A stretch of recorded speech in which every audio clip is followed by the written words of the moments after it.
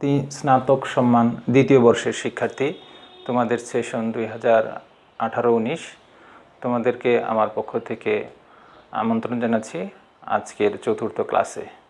তোমরা নিশ্চয়ই নিরাপদে আছো, ভালো আছো। তোমরা বাসায় থেকে থেকে যথেষ্ট বোর হয়ে যাচ্ছ, একঘেয়ে হয়ে যাচ্ছ। তোমাদের সামাজিক যোগাযোগ মাধ্যমে বিভিন্ন লেখায় আমরা দেখছি যে তোমরা যথেষ্ট বোর হয়ে যাচ্ছ বাসায় থাকতে থাকতে। এই প্রেক্ষিতে আমি বলবো যে বাসায় থাকলে তোমরা বোর হবে ঠিকই আছে, কিন্তু এই মুহূর্তে করোনা ভাইরাস সংক্রমণের এই মুহূর্তে তোমাদের বাসায় থাকার কোনো বিকল্প নাই। আর আমরা যারা শিক্ষক শিক্ষার্থী আছি তাদের বাসায় থেকে কিন্তু আমাদের মূল কাজটা চালিয়ে নিয়ে যেতে পারি। আমাদের যে পাঠ গ্রহণ, পাঠ প্রদান, সেই কাজটা কিন্তু আমরা অনায়াসেই করে যেতে পারছি। তো শিক্ষার্থীরা সেই মূল কাজ আমরা করব এবং নিরাপদে থাকব, সচেতন থাকব, অন্যদেরকেও সচেতন রাখতে উৎসাহিত করব। তো শিক্ষার্থীরা, আমরা আমাদের মূল আলোচনায় চলে যাই। আমাদের আজকে চতুর্থ ক্লাস অনলাইনে। এই চতুর্থ ক্লাসে আমরা যে বিষয়গুলো পড়ব তার একটি হচ্ছে যে বন্টন বা মজুরির প্রান্তিক উৎপাদনশীলতা তত্ত্ব কি, সেটা ভালোভাবে প্রথমে বোঝার চেষ্টা করব। তারপর আমরা দেখব যে দ্বিপাক্ষিক একচেটিয়া বাজার কাকে বলে, দ্বিপাক্ষিক একচেটিয়া বাজারে দাম এবং উৎপাদন নির্ধারিত হয় কিনা, সেই বিষয়গুলো আমরা দেখব। ইতিপূর্বে আমরা ইন্টারমিডিয়েট ব্যষ্টিক অর্থনীতির উপাদান অধ্যায়ের 3টি ক্লাস গ্রহণ করেছি। সেই 3টি ক্লাসে আমরা কি বিষয়াদিগুলোর উপর আলোকপাত করেছি। আমরা পড়েছি শ্রম শোষণ কী, শ্রম শোষণ কীভাবে নির্ধারিত হয়, অপূর্ণ প্রতিযোগিতার বাজারে শ্রম শোষণ সৃষ্টি হয় কিনা। তারপরে আমরা পড়েছি ভিএমপি কী, এমআরপি কী, পূর্ণ প্রতিযোগিতা এবং অপূর্ণ প্রতিযোগিতায় ভিএমপি এমআরপি এর মধ্যে সম্পর্ক কী। তারপরে আমরা গত ক্লাসে আমরা পড়েছি যে শ্রমিক সংঘ কী। এই শ্রমিক সংঘ মজুরি বৃদ্ধি করার বিষয়ে উপাদানগুলো কী, মানে শ্রমিক সংঘ মজুরি বৃদ্ধি করতে সক্ষম কিনা, যদি সেটা সক্ষম হয় তাহলে কোন কোন বিষয়ের উপরে সেই বিষয়টি নির্ভর করে, ইত্যাদি নানাবিধ বিষয় আমরা এই উপাদান অধ্যায়ে পড়েছি।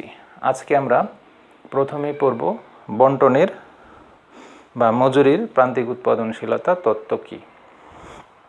আমরা জানি যে উৎপাদনের 4টি উপাদান রয়েছে, যথা শ্রম, মূলধন, ভূমি, সংগঠন। এই শ্রম, মূলধন, ভূমি, সংগঠন উৎপাদন করে থাকে এবং ওই উৎপাদনের উৎপাদিত পণ্যের একটা বাজার মূল্য পাওয়া যায়, যে মূল্য বা আয়টা আবার ওই উপাদানের মধ্যে ভাগ হয়ে যায়। কীরকম? যেমন শ্রমের মজুরি, মূলধনের সুদ, ভূমির খাজনা এবং সংগঠকের মুনাফা হিসেবে ভাগ হয়ে যায়। এই যে বিভিন্ন উপাদানের মধ্যে প্রাপ্ত আয়টা ভাগ হয়ে যাচ্ছে, এই ভাগ হয়ে যাওয়ার ব্যবস্থাটাই হচ্ছে বন্টন। এই ভাগ হয়ে যাওয়ার সিস্টেম বা ব্যবস্থাই হচ্ছে বন্টন। এখন এই বিষয়টা এরপরে আসে যে আসলে এই বন্টনের সিস্টেমটা বা প্রক্রিয়াটা কীরকম হবে। উৎপাদনের ক্ষেত্রে নিয়োজিত শ্রমিক, তার পারিশ্রমিক কতটুকু হবে, উৎপাদন ক্ষেত্রে নিয়োজিত মূলধন, সেই মূলধনের প্রাপ্য সুদটুকুই বা কতটুকু হবে, ইত্যাদি নিয়ে বিভিন্ন অর্থনীতিবিদ বিভিন্ন আঙ্গিকে আলোচনা করেছে যে কিভাবে এই মূল্য বা পারিশ্রমিক নির্ধারিত হবে। কিভাবে নির্ধারিত হবে তার একটা পদ্ধতি বা মেথড বা থিওরি হচ্ছে বন্টনের প্রান্তিক উৎপাদনশীলতা তত্ত্ব। আরেকটি আছে মজুরি বা উপাদানের আধুনিক তত্ত্ব, বন্টনের আধুনিক তত্ত্ব। প্রথমে আমরা একটু যাব যে এই আধুনিক তত্ত্বে কি বলা হয়েছে সেটা সংক্ষিপ্ত আকারে একটু জানব, তারপরে আমরা বন্টনের প্রান্তিক উৎপাদনশীলতা তত্ত্বে বিস্তারিত যাব।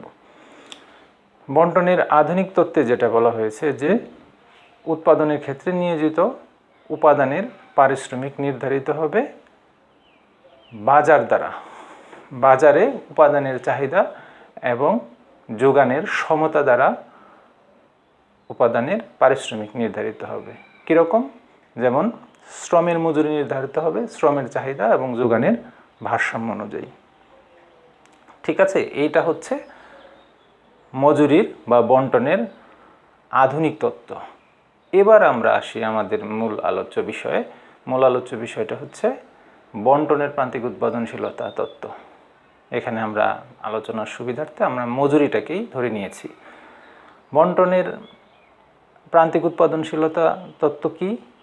আমরা বন্টন ইতিমধ্যেই জানি, প্রান্তিক উৎপাদনও জানি যে উৎপাদনের অন্যান্য উপাদান স্থির থেকে একটি উপাদানকে পরিবর্তনশীল ধরে ওই পরিবর্তনশীল উপাদানের অতিরিক্ত একক বাড়ালে মোট উৎপাদনের যে পরিবর্তন হয় সেটাই হচ্ছে প্রান্তিক উৎপাদন।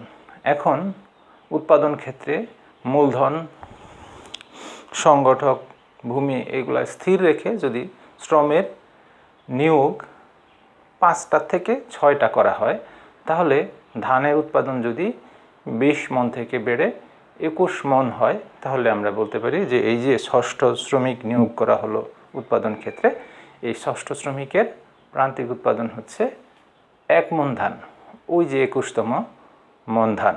যাই হোক, এই 1 মণ ধানের বাজার মূল্য যদি হয় কথার কথা 500 টাকা, 500 টাকা, তাহলে বন্টনের প্রান্তিক উৎপাদনশীলতা তত্ত্ব অনুযায়ী এর জবাব হচ্ছে যে শ্রমের মজুরি কতটুকু হবে? শ্রমের মজুরি হবে 500 টাকা। অর্থাৎ উৎপাদন ক্ষেত্রে নিয়োজিত উপকরণের মজুরি বা মূল্য বা পারিশ্রমিক নির্ধারিত হবে তাদের প্রান্তিক উৎপাদনশীলতা অনুযায়ী। এটাই হচ্ছে বন্টনের প্রান্তিক উৎপাদনশীলতা তত্ত্ব। ঠিক আছে শিক্ষার্থীরা, তোমরা খুব ভালোভাবে এই পর্যন্ত আশা করি বুঝতে পেরেছ যে প্রত্যেকটা উপাদানের মূল্য বা পারিশ্রমিক নির্ধারিত হবে তাদের প্রান্তিক উৎপাদনশীলতা তত্ত্ব অনুযায়ী। প্রান্তিক উৎপাদন বেশি হলে পারিশ্রমিকও বেশি হবে, কম হলে কম হবে। তো সেই প্রান্তিক উৎপাদনশীলতা অনুযায়ী যদি তারা পারিশ্রমিকটা না পায়, তাহলেই কিন্তু সেই ক্ষেত্রে দেখা যায় যে এক ধরনের শোষণ হয়। আবার প্রান্তিক উৎপাদনশীলতার বেশি পারিশ্রমিক পেলে সেই ক্ষেত্রে দেখা যায় যে তাদের কিছু উদ্বৃত্ত থাকে। তো ঠিক আছে শিক্ষার্থীরা, আমরা বন্টনের প্রান্তিক উৎপাদনশীলতা আরও বিস্তারিত জানব। তার আগে আমরা এই তত্ত্বে কিছু অনুমিত শর্তের কথা আমরা বলবো। আমরা জানি প্রত্যেকটা তত্ত্বেই কিছু অনুমিত শর্ত থাকে, সেই হিসেবে এই তত্ত্বেও কিছু শর্ত রয়েছে। প্রথম শর্ত হলো উপাদান ও পণ্য বাজারে পূর্ণ প্রতিযোগিতা। বাজার ব্যবস্থা বিভিন্ন ধরনের আমরা জানি, তার মধ্যে একটি প্রকার হচ্ছে প্রতিযোগিতার বাজার। উপাদান বাজার আমরা এখানে আলোচনার সুবিধার্থে শ্রম ধরেছি, যে শ্রম বাজারেও শ্রম কেনাবেচা হবে অসংখ্য ক্রেতা বিক্রেতার মাধ্যমে, দর কষাকষির মাধ্যমে, এবং পণ্য বাজারেও পণ্যটা যে উৎপাদিত হবে সেটা যদি শার্ট হয়, কলম হয় অথবা অন্য দ্রব্য হয়, সেটাও ক্রয় বিক্রয় হবে অসংখ্য ক্রেতা বিক্রেতার মধ্যে দর কষাকষির মাধ্যমে। এরকম একটা পূর্ণ প্রতিযোগিতার বাজার অবস্থান করবে উপাদান এবং পণ্য উভয় বাজারে। দ্বিতীয়ত হচ্ছে শ্রমের একক সমূহ সমজাতীয় ও বিভাজনযোগ্য। শ্রমের একক যে রয়েছে, এখানে আলোচনার সুবিধার্থে শ্রম ধরা হয়েছে। যদি উপাদান মূলধন ধরা হয় তাহলেও কিন্তু ভুল হবে না। যা হোক, শ্রমের এককগুলো সমজাতীয় হবে এবং তারা ক্ষুদ্র ক্ষুদ্র এককে বিভাজ্য হবে। ক্ষুদ্র ক্ষুদ্র এককে বিভাজ্য হবে, এটা দ্বিতীয় শর্ত। তৃতীয় হচ্ছে উৎপাদন ক্ষেত্রে ক্রমহ্রাসমান মাত্রাগত উৎপাদন বিধি প্রযোজ্য। আমরা অর্থনীতির আলোচনা থেকে জানি যে উৎপাদন ক্ষেত্রে 3 ধরনের মাত্রাগত উৎপাদন থাকে, তার মধ্যে একটি হচ্ছে ক্রমহ্রাসমান মাত্রাগত উৎপাদন। সেই ক্রমহ্রাসমান মাত্রাগত উৎপাদন বিধি আমাদের এই বন্টনের প্রান্তিক উৎপাদনশীলতার তত্ত্বের অন্যতম শর্ত, যে এটা থাকবে। চতুর্থ হচ্ছে পূর্ণ নিয়োগ বিরাজমান। অর্থনীতিতে যারা কর্মক্ষম ব্যক্তি রয়েছে, কর্মক্ষম ব্যক্তিদের কোনো বেকারত্ব থাকবে না, সবাই কর্মে নিযুক্ত থাকবে, এরকম একটা অনুমিত শর্ত ধরা হয়েছে। পঞ্চমত, উপাদান পূর্ণ গতিশীল ও সমদক্ষতা সম্পন্ন। উপাদান, শ্রম, মূলধন এগুলা পূর্ণ গতিশীল, অর্থাৎ এক স্থান থেকে অন্য স্থানে স্থানান্তর করা যাবে সহজেই। হ্যাঁ, কোনো ধরনের বাহ্যিক বা রাষ্ট্রীয় বা অন্য কোনো ধরনের আইন বিধিবিধানের বাধা থাকবে না, যে বাধার প্রেক্ষিতে শ্রমিকরা গতিশীল হতে পারবে না। এই ধরনের কোনো বাধা থাকবে না। উপাদান পূর্ণ গতিশীল হবে এবং সমদক্ষতা সম্পন্ন হবে, অর্থাৎ প্রত্যেকটা শ্রমিকই তারা উৎপাদনের ক্ষেত্রে সমপরিমাণ দক্ষতা অর্জন করবে, এরকম একটা অনুমিত শর্ত ধরা হয়েছে। ষষ্ঠত হলো অয়লারের তত্ত্ব প্রযোজ্য। অয়লার বা ইউলারের তত্ত্বটা কি সেটা আমরা জানি, যে ইউলারের তত্ত্বে বলা হয়েছে যে প্রত্যেকটা উপাদানের পারিশ্রমিক বা মূল্য যদি তাদের প্রান্তিক উৎপাদনশীলতা অনুযায়ী প্রদান করা হয়, তাহলে মোট উৎপাদন নিঃশেষ হবে, কোনো উদ্বৃত্ত বা ঘাটতি থাকবে না। সেই ধরনের একটা অনুমিত শর্তে আমাদের বন্টনের প্রান্তিক উৎপাদনশীলতা তত্ত্বে ধরা হয়েছে। তো শিক্ষার্থীরা, আমরা অনুমিত শর্তগুলো আলোচনা করলাম। এখন আমরা দেখব যে আসলে কোন পর্যায়ে ভারসাম্য আসে বন্টনের প্রান্তিক উৎপাদনশীলতা তত্ত্ব অনুযায়ী। আমরা জানি কি জানি? আমরা এটা জানি যে শ্রমের মজুরি অথবা অন্য কোনো উপাদানের পারিশ্রমিক নির্ধারিত হবে কি অনুযায়ী? তার প্রান্তিক উৎপাদনশীলতা অনুযায়ী। অর্থাৎ প্রান্তিক উৎপাদন যে পর্যায়ে ওই উপাদানের মূল্যের সমান হবে, সেই পর্যায়েই উৎপাদনকারী ভারসাম্য লাভ করবে। আমরা যদি শ্রমের কথা ধরি, তাহলে শ্রমের মজুরির সমান তার প্রান্তিক উৎপাদনশীলতা যে লেভেল বা পর্যায়ে সমান হবে, সেই লেভেল বা পর্যায়ে শ্রমের নিয়োগকারী শ্রমিককে নিয়োগ দেবে। ঠিক আছে শিক্ষার্থীরা, তোমরা বুঝতে পারলে। আমরা এই শর্ত অনুযায়ী যদি আমরা চিত্রে যাই, এখানে দেখব যে W0 W1 শ্রমের মজুরি রেখা, এটা স্থির, এবং এইখানে বাম দিক থেকে ডান দিকে নিম্নগামী একটা রেখা নেওয়া হয়েছে, যেটাকে বলা হচ্ছে VMP = MRP রেখা। এটা যেহেতু পূর্ণ প্রতিযোগিতার বাজারের একটা পরিস্থিতি, এখানে আমরা আগেই জানি যে VMP MRPর সমান হবে এবং এটা বাম দিক থেকে ডান দিকে নিম্নগামী হবে। এখন শর্ত অনুযায়ী আমরা জানি যে যে লেভেলে প্রান্তিক উপাদানের মজুরির সমান হবে, সেই লেভেলে উৎপাদনকারীর নিয়োগ নির্ধারিত হবে। সেই শর্ত অনুযায়ী আমরা জানি যে VMP = W সমান হলে তার ভারসাম্য অর্জিত হবে। ই বিন্দুতে ভারসাম্য অর্জিত হয় শর্ত অনুযায়ী।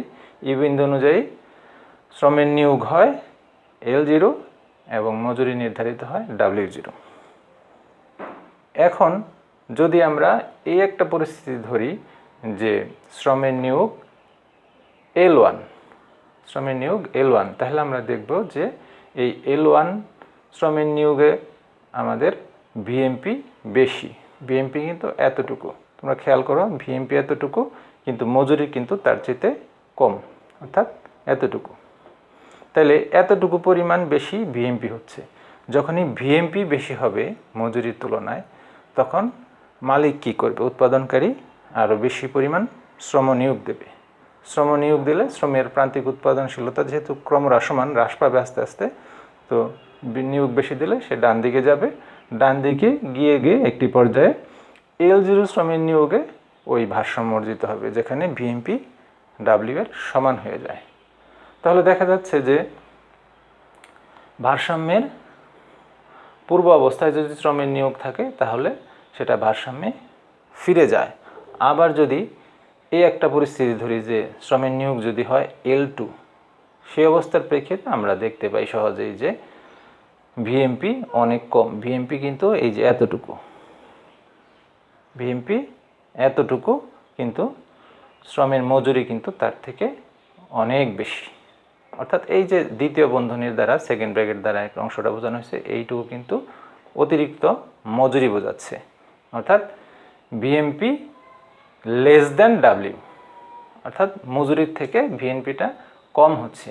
আর এরূপ পরিস্থিতিতে সেটা মালিকের জন্য ক্ষতি বা লস হয়ে থাকলে মালিক কি করবে?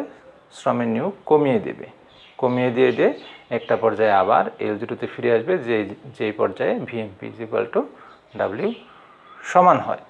তো শিক্ষার্থীরা, আমরা চিত্র বেশ ভালোভাবেই মাথায় নিতে পারলাম, রপ্ত করতে পারলাম। আশা করি যে শ্রমের নিয়োগ ওই পর্যায় পর্যন্তই হবে যে পর্যায়ে শ্রমের প্রান্তিক উৎপাদন বা VMP W বা মজুরির সমান হবে, সেই পর্যন্তই শ্রমের নিয়োগ হবে এবং শ্রমের মজুরি হবে তার প্রান্তিক উৎপাদনশীলতার সমান।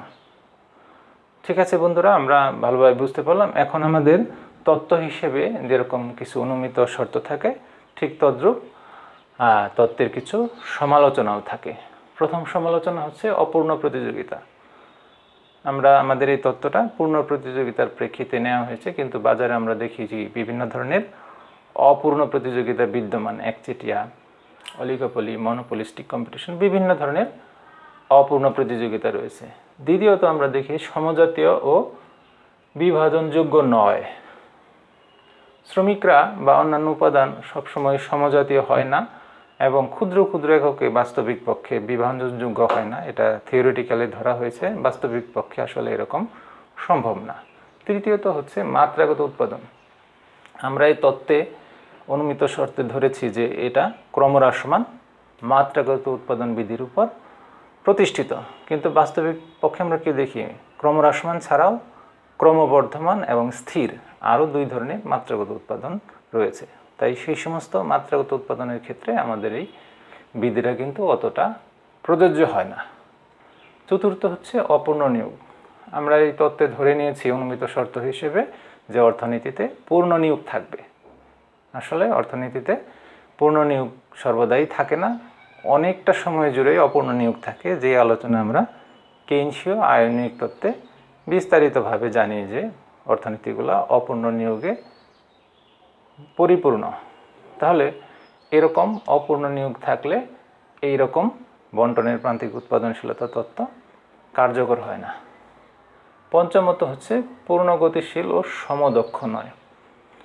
পূর্ণ গতিশীল নয়, শ্রমিকের গতিশীলতার পথে বিভিন্ন বাধা রয়েছে, পারিবারিক বাধা, বিভিন্ন শারীরিক মানসিক বাধা রয়েছে এবং এছাড়াও রয়েছে দেশীয় এবং আন্তর্জাতিক বিভিন্ন ধরনের বাধা, আইন বিধিবিধান বিভিন্ন ধরনের বাধা রয়েছে। এই সমস্ত বাধার কারণে শ্রমিক কিন্তু পূর্ণ গতিশীল নয় এবং তারা সমদক্ষ নয়। তাদের শারীরিক মানসিক পরিস্থিতি এবং তাদের শিক্ষা, দক্ষতা, কারিগরি জ্ঞান সব শ্রমিকের কিন্তু সমান নয়, এজন্য তারা সমদক্ষও নয়।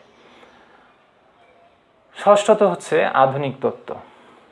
আমাদের বন্টনের প্রান্তিক উৎপাদনশীলতা তত্ত্ব অয়লারের তত্ত্বের উপর প্রতিষ্ঠিত। অয়লারের তত্ত্ব সেখানে প্রযোজ্য, কিন্তু অয়লারের তত্ত্ব ছাড়াও আমরা জানি যে একটি আধুনিক তত্ত্ব রয়েছে, যে আধুনিক তত্ত্বে দেখানো হয় যে কি, যে শ্রম বা অন্যান্য উপাদানের পারিশ্রমিক বা মূল্য নির্ধারিত হবে কি অনুযায়ী, তাদের বাজারের চাহিদা এবং যোগানের ভারসাম্য অনুযায়ী, প্রান্তিক উৎপাদনশীলতা অনুযায়ী না।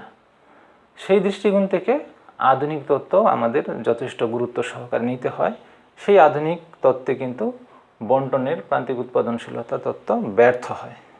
তো শিক্ষার্থীরা, তোমরা এতক্ষণ পর্যন্ত বন্টনের প্রান্তিক উৎপাদনশীলতা তত্ত্বের আলোচনা শুনলে। সেই তত্ত্বে আমরা কিছু অনুমিত শর্ত ধরলাম, শর্তের সাপেক্ষে আমরা চিত্র বা গ্রাফে বিস্তারিত ব্যাখ্যা করলাম এবং তারপরে এর সমালোচনাপূর্বক মূল্যায়ন করলাম যে কি, বন্টনের প্রান্তিক উৎপাদনশীলতা তত্ত্ব অনুযায়ী প্রত্যেকটা উপাদানের পারিশ্রমিক নির্ধারিত হবে ওই উপাদানের প্রান্তিক উৎপাদনশীলতা অনুযায়ী এবং প্রান্তিক উৎপাদনশীলতা সমান হবে কি তার মজুরি বা মূল্য।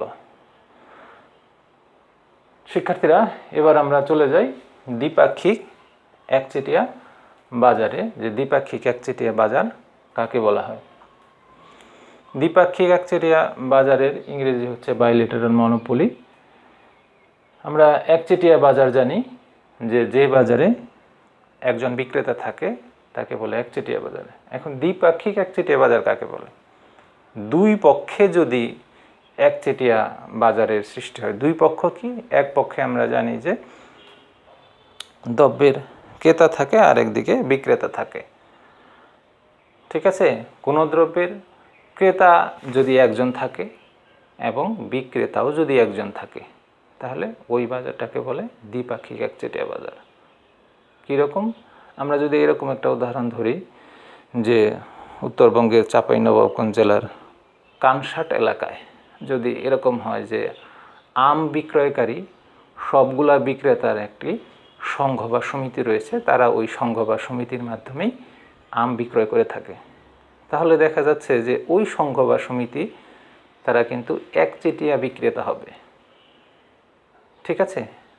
আবার যদি ওই আম ওই এলাকা থেকে একটি মাত্র প্রতিষ্ঠানিক কিনে থাকে, সেটা যদি হয় প্রাণ আর এফএল গ্রুপ, সেটা যদি হয়ে থাকে, তাহলে আমরা দেখতে পাচ্ছি যে ওই এলাকায় আমের ক্রেতাও কিন্তু একটি প্রতিষ্ঠান। তাহলে এই অবস্থার প্রেক্ষিতে এই বাজারটাকে বলবে কি? দ্বিপাক্ষিক একচেটিয়া বাজার। যে বাজারে একজন ক্রেতা এবং একজন বিক্রেতা থাকবে তাকে বলে দ্বিপাক্ষিক একচেটিয়া বাজার। এখন আমরা প্রত্যেক বাজারেই দেখে থাকি যে বাজারে পণ্যের ভারসাম্য, দাম এবং পরিমাণ নির্ধারিত হয়ে থাকে। এখন এই ধরনের দ্বিপাক্ষিক একচেটিয়া বাজারে পণ্যের দাম বা উৎপাদন পরিমাণ নির্ধারিত হবে কিনা সেই আলোচনায় এখন আমরা যাব, যে দ্বিপাক্ষিক একচেটিয়া বাজারে পণ্যের দাম এবং পরিমাণ নির্ধারিত নাকি অনির্ধারিত সেই আলোচনায় আমরা যাব। সেই আলোচনায় আমরা যদি যাই, তাহলে আমরা এখানে উভয় পক্ষের ভারসাম্য আলোচনা করব। উভয় পক্ষের ভারসাম্যটা কি? এক পক্ষে আছে বিক্রেতা, একচেটিয়া বিক্রেতা, আর এক পক্ষে আছে কি? একচেটিয়া ক্রেতা। একচেটিয়া বিক্রেতা যে, তার ভারসাম্যের শর্ত যদি আমরা দেখি, আমরা আগেই জানি এটা যে একচেটিয়া বিক্রেতার ভারসাম্যের শর্ত হলো MR = MC, প্রান্তিক আয় প্রান্তিক ব্যয়ের সমান হবে। এটা আমরা একচেটিয়া বাজারের শর্ত থেকেই জানি। একচেটিয়া ক্রেতা যে, তার ভারসাম্যের শর্ত কি? তার ভারসাম্যের শর্ত ওই প্রান্তিক বিষয় দুটো সমান হতে হবে। একটা হলো তার প্রান্তিক উপযোগ সমান হতে হবে, MU কার সমান হতে হবে? মার্জিনাল সাপ্লাই প্রাইসের সমান হতে হবে। অর্থাৎ প্রান্তিক উপযোগ প্রান্তিক যোগান দামের সমান হতে হবে। এটা হলো একচেটিয়া ক্রেতার ভারসাম্যের শর্ত। এই উভয় দিকের ভারসাম্য যদি আমরা একটা চিত্রে নিতে যাই, তাহলে কি পরিস্থিতি দাঁড়ায় সেটা আমরা এখানে চিত্রে লক্ষ্য করব। আমরা দেখতে পাচ্ছি যে ভূমি অক্ষে উৎপাদনের পরিমাণ এবং লম্ব অক্ষে দাম, প্রান্তিক যোগান দাম, প্রান্তিক ব্যয়, গড় যোগান দাম প্রভৃতি বিষয় নেওয়া হয়েছে। এই রেখাটা বাম দিক থেকে ডান দিকে নিম্নগামী রেখাটা MR রেখা, প্রান্তিক আয় রেখা। এই রেখাটা হচ্ছে চাহিদা রেখা, চাহিদাকে আবার বলা হয় গড় আয়ের সমান, যেটা আবার MU বা প্রান্তিক উপযোগের সমান। এই দুটো রেখা নেওয়া হয়েছে।